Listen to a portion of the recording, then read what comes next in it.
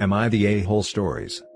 Am I the a-hole for telling my parents to pay me back my college tuition if they want a relationship? I was raised by parents who believed, religiously and just culturally, in rigid gender roles. Dad should work, mom should stay home with the kids. I'm the only girl and have 3 brothers. Because of their expectation I'd stay home with kids, they never valued my education, educational achievements or emphasized things beyond domestic skills. I'm the second youngest, and by the time I was in high school, my 2 older brothers had gone to the college of their choice. With my parents fully covering tuition, books, an off-campus apartment and other living expenses. They eventually did the same for my younger brother. I was told I wasn't allowed to apply for college. I did so in secret and got accepted with a partial scholarship. I didn't tell them I was moving out until a week before I left, with essentially nothing but what a few friends gave to me that their parents bought them for college.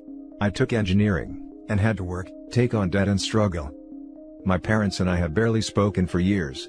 I'm married now and expecting our first child, and they asked to meet up. We met at a park, and they said they were sorry if they caused me pain, but would like a relationship now. I asked them specifically what they were sorry for.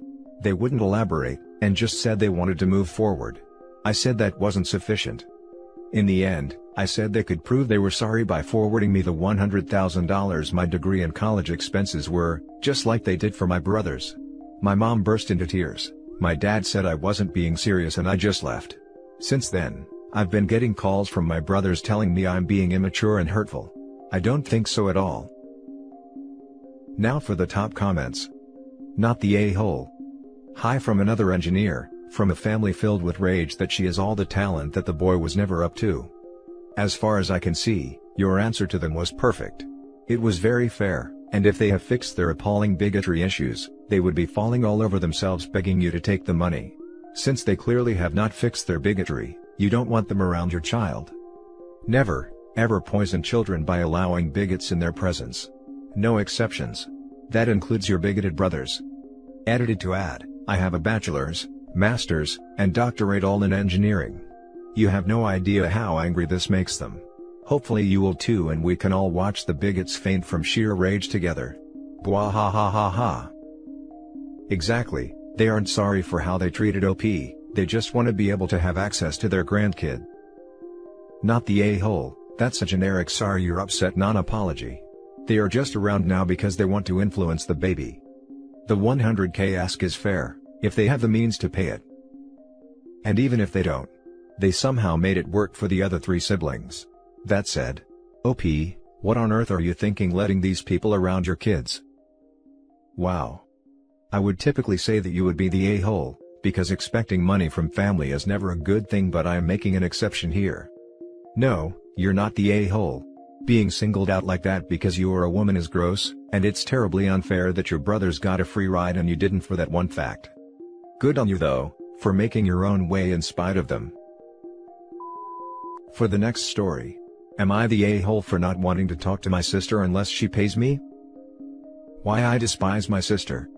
As first-generation immigrants, my family, my father, my mother, my older sister and myself, spent our first 2 decades in Australia dancing to and fro, across the poverty line. Late in her high school career, my sister decided she wanted to be a physician. But she didn't have the work ethic to get the necessary grades, so the only offer of enrollment she received was from a private university. For context, in Australia students are entitled to a loan that will typically cover the entirety of their course fees. One exception, are courses offered by private universities, as private universities charge a lot more than their public counterparts. In order for my sister to attend this private university, my parents would have to come up with approximately $300,000 Australian dollars over the course of her degree. I'm sure you can imagine how difficult this task would be for a couple earning minimum wage. But my parents loved my sister, so they did whatever it took to enroll my sister into this medical school, even if it meant taking on crippling debt. To make ends meet, both my parents started working 60 to 80 weeks. The hours took their toll on my parents, both physically and mentally. Put it this way, one day my father lost a finger in a workplace accident. And he was overjoyed. Overjoyed. Because he would receive compensation for it. He was ecstatic that he could trade his finger for a freaking measly $25,000. I had always thought that once my sister graduated, she would pay my parents back. She did not. Not one single freaking cent. Instead, She went gallivanting around the world, buying expensive designer items, and eventually moved interstate. She barely even bothered to stay in touch. Why I believe my sister owes me at least $200,000. I graduated from university 4 years after my sister. For 3 years after graduating, every cent I made went to paying off my parents' debt, so that they could go back to working normal hours. Over the years I've probably given them $200,000. It's been 7 years since I've graduated university now, and my family is in a much better place. My parents are debt-free, and can work standard 35-hour-per-week jobs. We're financially comfortable for the first time in our lives, and everything is fantastic. Enter my goddamn sister. A few months back she broke up with her boyfriend. I'm not aware of the details, but she moved back to our state and back home with our parents. My parents are beyond happy to have their daughter back. And they've asked me multiple times to talk to my sister again. But as far as I am concerned, my sister owes me $200,000, before I will even consider being in the same room as her again. Am I the a-hole? Now for the top comments. Not the a-hole. Your sister is a leech. Talk to her very clearly about why you feel she owes you money. State your case, and then go forward from there on. Your parents are leeches also. They took your money, all your money, and now have the audacity to get on at you about your relationship with your sister? Nope. Not the a-hole. I don't think OP's parents are leeches. OP did not mention anything about her parents asking her to pay the uni fees. It is very common in immigrant families to have filial piety. It makes sense in this context that OP would, very generously, take on some of OP's parents' debt, in order to ease their suffering. In my experience, this sense of duty in adult children is sometimes difficult for my non-BIPOC friends to understand. The family unit is also generally much tighter, and OP's parents welcoming OP's sister back into the fold and wanting harmony also makes sense to me. That being said, OP is not the a-hole. OP's parents are also not the a-hole. They simply placed a massive value on their daughter's education and were willing to go to great lengths to provide a better life for her. In Australia it's unusual that a parent would take on that university debt long term. This begs the question if there was any communication or agreement between OP's sister and OP's parents with regards to tuition payments. OP's sister needs to consider her parents and her siblings, by extension, financial situation and rectify it. Not the a-hole. Australia isn't like the US. She could have worked hard, gone to a regular uni like NSWU or RMIT or Monash, gotten an HSC debt, and paid it back herself as a doctor. It's not like she would be struggling to pay something with how much she would be earning.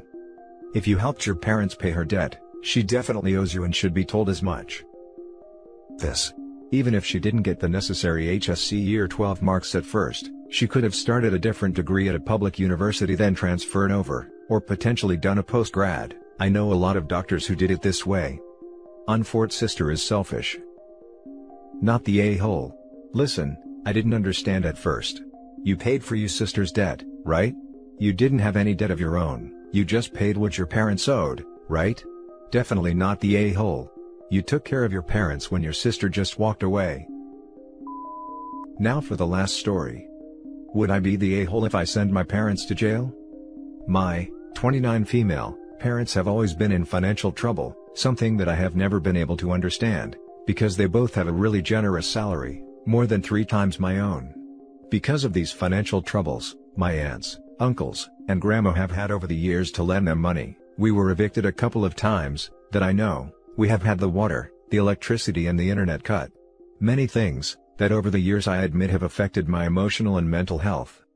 All of this has made my relationship with my parents very difficult over the years, more when they would take advantage of me, making me pay for many things with the money that I earned working during holidays to pay for college, or making me call my grandma to ask her for money, all of it while my mom used to spend money whenever she could in purses or jewelry. In the moment I became an adult, they started to sign on the bills under my name without my permission, mostly because their credit was so bad that the companies wouldn't allow them to sign with their own names. When I figured it out, I asked them to stop but they just lied about it and I just let it go, because I couldn't deal with it. Fast forward to the present, because of the Rona situation, I was looking forward to the money from my income tax return, because my salary has gone down, so this money would have helped a lot. Instead of it, I received a letter from a courthouse saying that the money has been confiscated. I immediately phoned my mom, and she said that she didn't know anything about it but she will fix it. Since I don't trust her at all, I called the court myself, and then they explained me that during the last year there has been a process against me by a company I owe money to, from unpaid bills. All the papers had been sent to my parents and they had signed and taken them. The debt was not paid with the money from the tax income, so part of my salary from now on will be confiscated too until is fully paid. So, my parents stole my identity to contract a bill under my name, didn't pay for it, and when the company claimed the debt through lawyers and a judge, they kept all the papers from me, which is also illegal, apparently waiting for all of it to be fixed by itself. My mother said that it was her right to put it under my name because I am her daughter, and it is my duty to help with the family burdens. Since then, and after really nasty words from her side and my sisters, who says that I am ungrateful and selfish, I haven't spoken to them, and I am in the middle of a global pandemic with my salary already low, paying for a debt that it is not mine. My friends and boyfriend say that I should talk with the police and stop all of this, because otherwise, they will keep doing it, and I am afraid they will.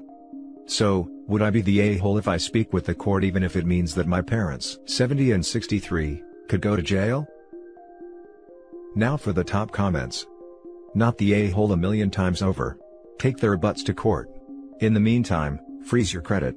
Also, your parents failed you. You deserved, and still deserve better. Goddamn, if there's one thing OP does, it's freeze her damn credit. Easy, quick, and free. Then head over to r/personal finance and get some advice from a more specialized crowd. Not the a-hole for sending 2 people guilty of fraud to jail. They made their choices and have rationalized it. You've suffered for it and will likely continue to suffer for it, since you don't really know the extent. Your sister has likely been victimized, too, but they have her convinced that fraud is normal because it's family. BS. Get a lawyer. The extent of it is what worries me. They've basically ruined OP's credit, who knows what other loans they've fraudulently co-signed her on. Going through the only way for her to clear her name. No real other choice. Not the a-hole. This is identity theft. It is going to affect your credit, your ability to obtain certain kinds of work, rental housing, mortgages, student and other loans, etc. for a very long time. The longer you let them emotionally blackmail you into not dealing with this, the longer you postpone your own financial stability and security. The odds are very low that your parents will get jail time. You will be dealing with this for years and years to come. The sooner you start coping with it directly, the sooner things will begin to be straightened out. I am so sorry that this happened. And that's it for this video, guys. If you have thoughts to share, leave a comment below. Don't forget to hit like and subscribe if you like this content. I'll catch you in the next one. Good day, everyone.